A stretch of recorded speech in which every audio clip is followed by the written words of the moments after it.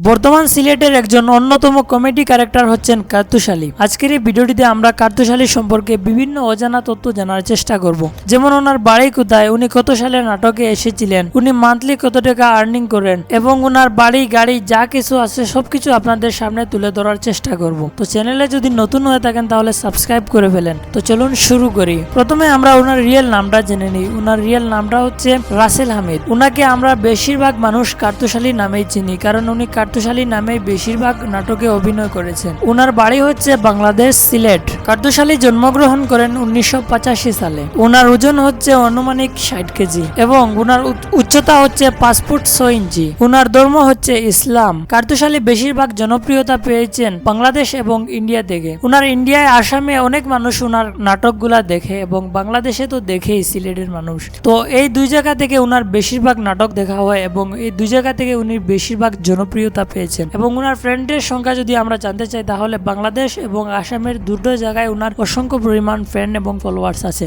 কার্তুশালীর নাটক বেশিরভাগ আপলোড করা হয় রঙ্গিলা ইউটিউব চ্যানেল থেকে। কার্তুশালী বর্তমানে বিবাহিত উনি। তো কার্তুশালীর যদি আমরা ইনকামের কথা চিন্তা করি তাহলে উনি নাটক থেকে প্রতি মাসে প্রায় 50 থেকে লাখ টাকার মতো ইনকাম করে থাকেন। তো গাইজ, আশা করবো আজকের এই ভিডিওটা আপনাদের পছন্দ হয়েছে। চ্যানেলে যদি নতুন হন তাহলে সাবস্ক্রাইব করে রাখতে পারেন। দেখা হবে আরেকটা নতুন ভিডিওতে। তার আগ পর্যন্ত সবাই ভালো থাকবেন। আল্লাহ হাফেজ।